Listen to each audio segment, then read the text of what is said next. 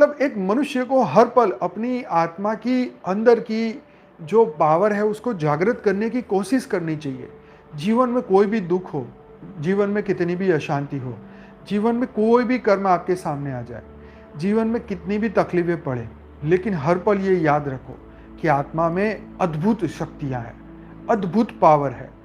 प्रश्न ये है कि हम प्रश्न में उलझ जाते हैं, प्रश्न ये है कि हम दुख में उलझ जाते हैं, प्रश्न ये है कि हम चिंताओं में, टेंशन में, स्ट्रेस, तनाव में हम उलझ जाते हैं। और उसी के कारण जो है हम लोग जो है हम फंस जाते हैं। हम मजबूर हो जाते हैं कि मन की बकवास को हम रोक नहीं पाते। हम उसका गहरा अभ्यास करते हैं।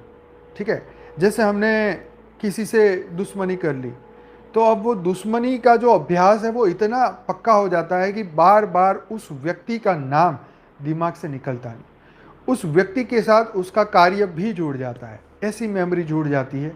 जैसे आपने किसी थर्ड व्यक्ति के साथ में आप बात कर रहे थे, अचानक उस व्यक्ति का नाम आपके कान में पड़ गया, तुरंत ही वो पुरानी मेमोरी बाहर निकल गई और फिर वो अभ्यास शुरू हो गया। तो यहाँ अभ्यास का खेल है ना।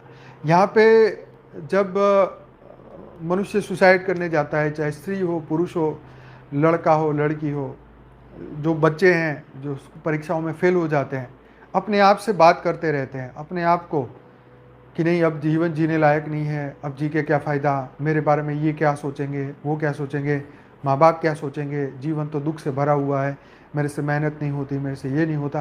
कंटिन्यूस ये थॉट चलते ही रहते, जब तक उसका ब्रेन वॉश ना किया जाए, जब तक ये पुराने संस्कार, पुरानी बातें, उसकी ये चीज़ें, जब तक उसका चिंतन बदला ना जाए, उसका चिंतन ही एक जहर बना लेता है।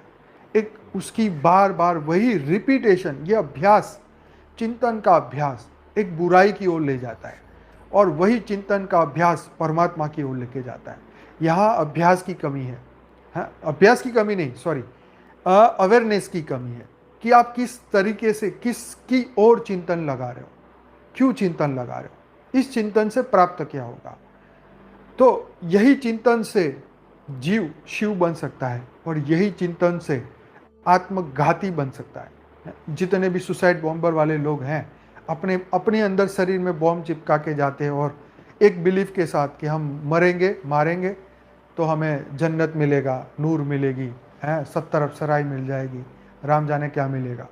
तो ये एक दिमाग में एक बातें पहुंचा दी जाती है, और उसके ऊपर अभ्यास, चिंतन कंटिन्यूस, और जो हम सोचोगे, जो सोचते हैं वही हम पाते हैं। ये एक सिंपल सा कर्म का नियम है, ये ज्ञान का नियम है, गीता में बताया गया है। तो इसीलिए अर्जुन को भी बोला कि सबको भूल जा, पूरा ब्रेन का वॉश कर दिया, सभी टेंशन, स्ट्रेस, तनाव को एकदम वॉश कर दिया कि सबको भूल जा, बुद्धि मेरे में लगा, मन मेरे में लगा, तू जिसको ध्याएगा उसी को पाएगा। पूर्वज को याद करेगा तो पृथ्वी लोक में भूत प्रेत बन के ही रहेगा, देवताओं को याद करेगा तो मैक्सिमम स्वर्ग तक जाएगा, असुरों को याद करेगा तो 55 करोड़ नर तैयार है, वो वहीं रहते हैं, वहाँ पे सर्पलोक में जाएगा। और मुझको याद करेगा तो गोकुल धाम, या उससे भी आगे शिवपुरी में याद करेगा तो शिवलोक तक जाएगा, उससे भी आगे परमात्मा को याद करेगा तो परम धाम जाएगा।